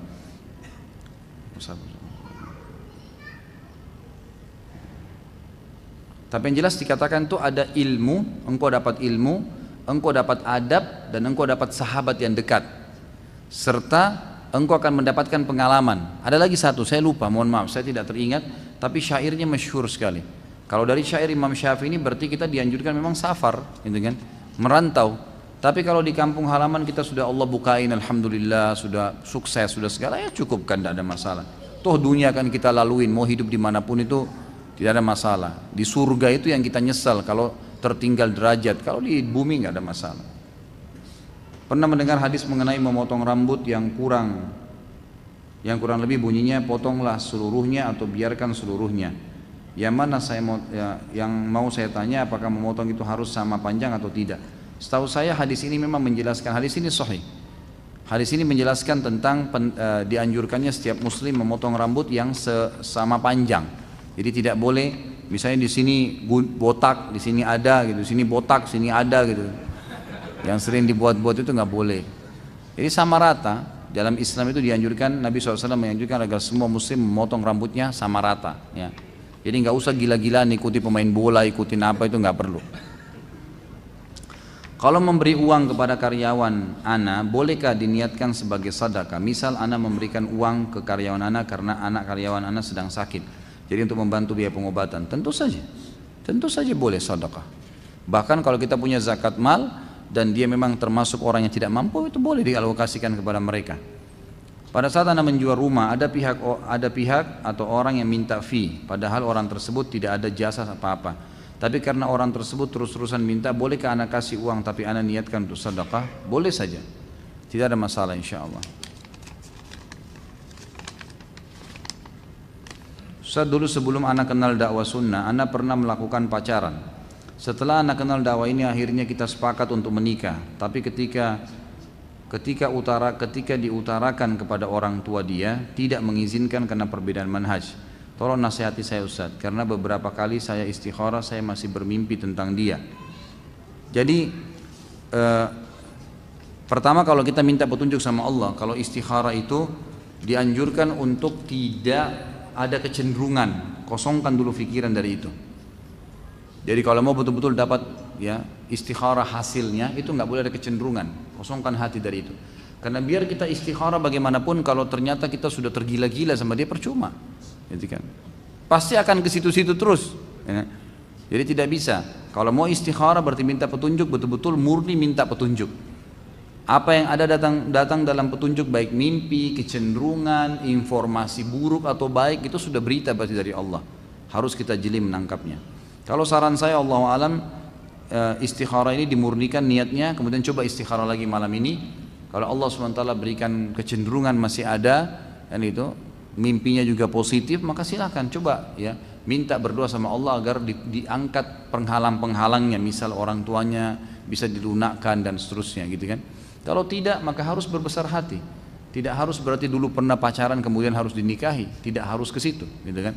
Tapi kalau memang kecenderungan ada, ya dilakukan upaya semaksimal mungkin. Kita masih, selama masih belum jadi istrinya orang, masih bisa kita kan berusaha, gitu kan. Istilahnya begitu.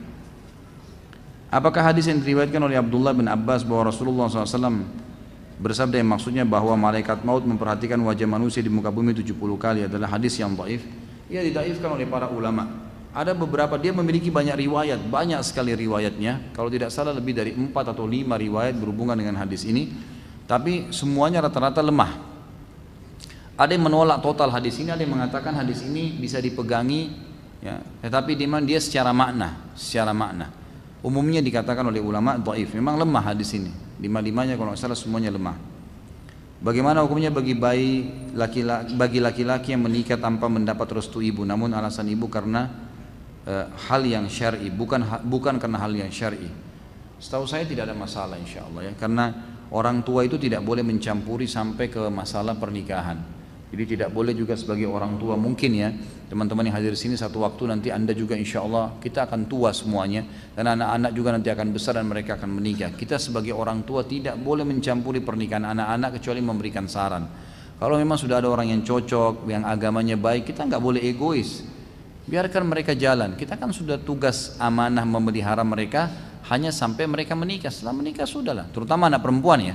Karena kata Nabi SAW, siapa yang punya anak perempuan dan dididik dengan baik secara agama sampai menikah dijamin baginya surga. Udah lepas tangan, lebih baik, gitu kan? Itu lebih baik, nggak usah ditahan, nggak usah menjadi penyebab akhirnya anak-anak kita jadi terbengkalai dan tidak menikah. Tentu saya sarankan ini, apalagi di sini pertanyaan sudah menikah, tetap mencari ridho ibu, tetap berusaha untuk bisa merangkul ibu, meminta ridhonya, itu tetap saja, gitu kan?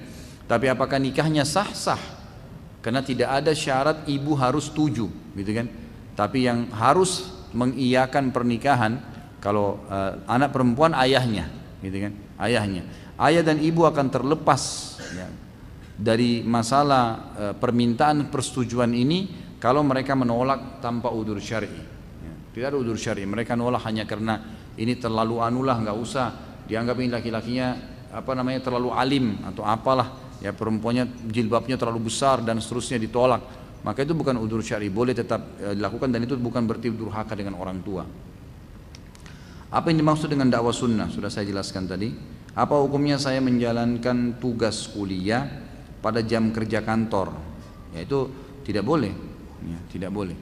Kalau fasilitas kantor memang sudah disepakati ini fasilitas kantor, untuk kerjaan kantor nggak boleh, kecuali memang anda sudah bicara. Ini pada saat saya lagi lowong nih, jam 1 sampai jam 2 memang ada waktu istirahat, atau jam 12 sampai jam 1. Selain makan siang 15-20 menit misalnya dipakai, masih ada 40 menit, bisa nggak saya kerjain tugas kuliah saya? Dibahasakan sama pimpinan anda. Kalau dia bilang, oh nggak apa-apa, selama masa istirahat nggak apa-apa, ya sudah.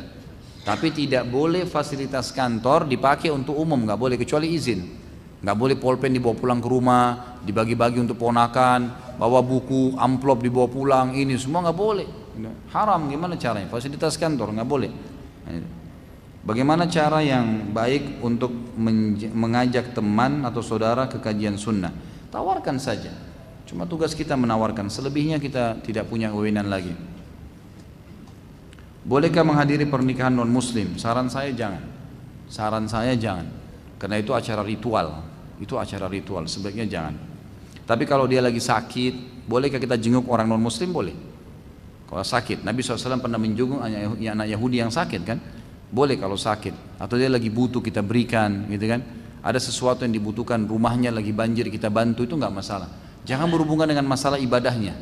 Pernikahan berhubungan dengan ibadah. Saya punya penyakit sinusitis dan dianjurkan untuk operasi, namun operasinya menggunakan alat yang namanya apa ini? Choter. Alat ini digunakan untuk memotong daging di dalam hidung agar tidak terjadi pendarahan di dalam hidung. Bagaimana hukumnya Ustaz? Apakah ini disebut dengan penyembuhan dengan api atau besi? Setahu saya nggak ada masalah. Ini soalnya memang kalau dibutuhkan untuk operasi itu tidak ada masalah. Karena di zaman para sahabat dulu ada penyakit yang pernah saya ceritakan itu gargarina yang sampai harus diamputasi kaki misalnya kan, dipotong. Dan itu dibolehkan, tidak ada sahabat yang menanggapinya karena memang kalau tidak maka akan berbahaya bagi dia. Setahu saya tidak ada masalah insya Allah. Ustaz, bila kita tertinggal sholat berjamaah dengan imam tapi tetap ke masjid, apa kita juga melaksanakan sholat jamaah? Karena ada kaidah yang mengatakan tidak ada sholat jamaah bila sholat telah dilaksanakan dengan imam tetap. Apakah kaidah ini benar? Tentu saja tetap. Kalau sholat berjamaah ada, kita sholat berjamaah, tetap saja. Kaidah ini bukan seperti itu yang saya fahami ya. Kaidahnya adalah tidak ada sholat berjamaah dengan tidak ada dua imam dalam satu sholat. Jadi kalau ada lagi sholat berjamaah di sana, kita ikut di sana, jangan buat jamaah baru. Itu ada kaidahnya yang saya tahu. Tapi kalau sholat terlat kemudian berjamaah itu dianjurkan. Hadis Bukhari yang pernah saya jelaskan, ada sahabat masuk ke masjid kemudian telat sendirian. Waktu dia mau takbir, Nabi bilang sebentar, siapa yang mau bersedekah? Lalu Abu Bakar berdiri mengatakan saya Rasulullah. Lalu Abu Bakar pun sholat dengan dia. Berarti Nabi suruh dia berjamaah kan? Itu dibolehkan, tetap mendapatkan fadilah itu. Berapa persen zakat yang wajib kita keluarkan ketika menjual rumah? Kalau penjualan rumah dan harta yang diinvestasikan dan yang ditabung itu nanti satu tahun baru dikeluarkan, diakumulasi dengan total harta kita, diakumulasi dengan total harta. Jadi nggak ada begitu laku langsung mengeluarkan zakat, itu nggak ada. Misal haul kita dari Ramadan ke Ramadan atau Januari ke Januari, maka apapun yang kita dapatkan, misalnya bulan Syawal jual rumah 3, bulan Zulhijjahnya misalnya transaksi mobil untung, kemudian mungkin bulan Muharramnya rugi dan seterusnya, terus berkecamuk, dibiarkan sampai nanti bulan Ramadan akan datang baru kita tutup buku. Kalau ada harta yang tersimpan, dilihat nisabnya sampai nggak 85 gram emas, ada sampai dikeluarin zakat 2,5%, tidak bangkrut rugi nggak ada zakatnya. Jadi kalau dikeluarkan pun pada saat keuntungan, pada saat terjual itu hanya sekedar sedekah, bukan zakat namanya. Bolehkah kita mengucapkan salam sambil mengangkat tangan? Saya tidak tahu, tidak pernah melihat, tidak pernah menemukan dalil ya. Tapi insya Allah ini tidak ada masalah. Kalau memang kita mau, biasanya angkat tangan itu kan memberikan isyarat supaya dia lihat ke arah kita ya. Tapi kalau memang mengangkat tangan itu dianggap adalah hal yang diperlukan, maka itu sesuatu yang biasa saja. Insya Allah tidak apa-apa. Bolehkah kita berkurban diniatkan untuk orang tua yang telah meninggal? Ini khilaf diantara ulama. Beranjak daripada hadis yang Nabi SAW mengatakan ini waktu beliau mau sembelih kambing ini untukku dan umatku yang belum ya berkurban. Ada pendapat yang mengatakan ini maksudnya adalah umat Muhammad SAW yang masih hidup, ya kan? Yang masih hidup sehingga yang tidak punya kemampuan berkurban Nabi sekalian berkurban untuk mereka. Dan pendapat ini mengatakan ini khusus untuk Nabi SAW. Jadi Nabi saja yang lakukan, orang lain tidak bisa lakukan.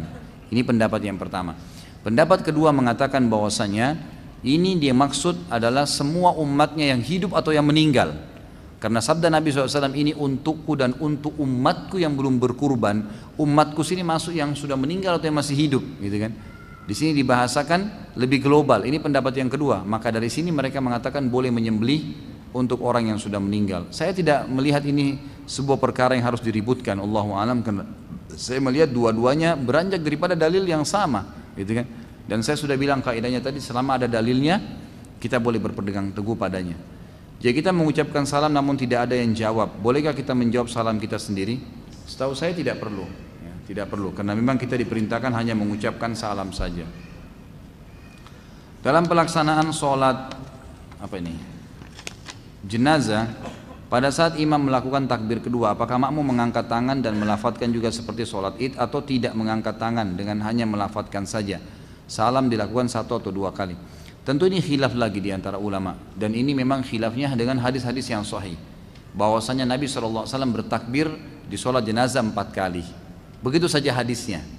Maka keluarlah pendapat ulama yang pertama mengatakan bertakbir berarti sama dengan takbiratul ihram. Nah, pendapat yang pertama ini mengatakan setiap takbir Allahu Akbar angkat tangan. Atha bin Abi Rabah rahimahullah, salah satu ulama tabi'in di Mekah, mengatakan sholat jenazah dengan sholat id itu mengangkat tangan setiap takbir. Allahu Akbar, angkat lagi, Allahu Akbar, yang 7 kali takbir selain takbiratul ihram itu diangkat. Beliau mengatakan itu diangkat. Gitu kan, ini pendapat beliau sebagai ulama tabi'in yang terkenal. Maka berarti di sini diangkat. Pendapat kedua mengatakan takbir ini beda dengan takbiratul ihram. Ya, dianggap sholat jenazah pertama Allahu Akbar itu adalah takbiratul ihram. 3 takbir setelahnya adalah takbir sholatnya, gitu ya. Maka cukup mengucapkan dengan lisan. Dan ini sekali lagi karena kembali kepada hadis yang sama, bahwasanya Nabi SAW bertakbir 4 kali di sholat jenazah tanpa terincikan tentang tata caranya, maka berbedalah ulama tentang tata caranya. Tapi kembali kepada dalil yang sama. Setahu saya Allah alam yang seperti ini boleh dua-duanya. Ya. Bahkan Ibnu Qayyim rahimahullah mengatakan kalau terdapat perbedaan pendapat ulama di dalam satu hadis atau satu dalil, maka dianjurkan setiap muslim melakukan keduanya, diselang-selingkan. Seperti kasus misalnya orang kalau sujud, ya mana lebih dulu lutut atau telapak tangan? Selisih di antara ulama. Ibnu Qayyim mengatakan lebih baik seseorang selama dalilnya sama, karena dalilnya sama itu, gitu kan? Lebih baik dia menyelang-nyelingkan sehingga dia mendapatkan fadilah keduanya. Bagaimana hukum dalam syariat Islam usaha money changer? Setahu saya nggak ada masalah. Itu saya belum menemukan pendapat ulama yang melarangnya. Jadi masih dibolehkan insya Allah, karena memang memberikan nilai masing-masing. Ya, yang tidak boleh itu kalau tidak senilai, akan termasuk dalam bab riba. Tapi kalau senilai memang 1 rupiah misalnya 1 dolar 14.000 rupiah, memang nilainya seperti itu, maka itu tidak ada masalah. Saya ingin bertanya beberapa hal, bagaimana cara menjawab titipan salam. Misal ada seseorang yang mengatakan si fulan kirim salam untuk antum dan keluarga, bagaimana menjawabnya? Yang saya tahu kalau kiriman salam begini ada pendapat dari kalangan ulama salaf kita, dia seakan-akan menerima salam memang, maka dia mengatakan alaika wa alaihis salam, ya, untukmu dan untuknya salam. Ini pendapat yang pernah saya dapatkan. Apakah tulisan salam dalam SMS atau WhatsApp ataupun media sosial harus dibalas dengan tulisan juga walaupun kita sudah membalasnya dengan ucapan, sementara orang tersebut tidak tahu jika kita sudah membalas? Tentu saja boleh, nggak usah balas dengan tulisan. Yang penting sudah dibalas. Tulisan tadi saya bilang simbolik, bukan jadi tolok ukur. Untuk salam ya, diringkas atau ditulis lengkap itu bukan jadi tolok ukur, tapi tolok ukur adalah ucapan dan jawabannya. Apakah mengucapkan salam harus disertai dengan berjabat tangan? Tentu tidak saja, tapi berjabat tangan bagian daripada fadilah. Kata Nabi SAW, kalau 2 orang muslim berjabat tangan, maka pada saat mereka melepaskan tangan masing-masing, berguguran dan bersamaan itu dosa-dosanya. Jadi memang dianjurkan berjabat tangan itu. Apakah budaya cium pipi kanan dan kiri, ya, apa ini, antara sama ikhwan dan sama akhwat diperbolehkan dalam Islam? Tentu saja kalau sama jenis insya Allah nggak ada masalah, ya nggak ada masalah. Ini memang sering disebutkan dengan berpelukan. Di zaman Nabi SAW ada itu. Pada saat mereka datang dari safar jarak jauh, mereka berpelukan satu sama yang lain. Tapi untuk mencium pipi dengan pipi ini saya tidak tahu. Tapi Allahu alam, selama ini saya lihat sih perilaku para ulama begitu. Ya, gitu. Perilaku para ulama seperti dan tidak ada dianggap sesuatu yang salah di situ. Kecuali orang cium dengan syahwat, nah ini lain. Ini haram, nah boleh. Ya. Tidak ada lomba kecuali memanah, pacuan unta dan pacuan kuda. Hadis riwayat Tirmidzi nomor 1700, An-Nasai 3585, Abu Daud 2774, 2574, Ibnu Majah 2878. Apa yang dimaksud dengan hadis tersebut? Apakah boleh kita melakukan perlombaan selain yang disebutkan di atas? Yang tentunya perlombaan tersebut tidak mengandung maksiat. Setahu saya boleh, boleh saja.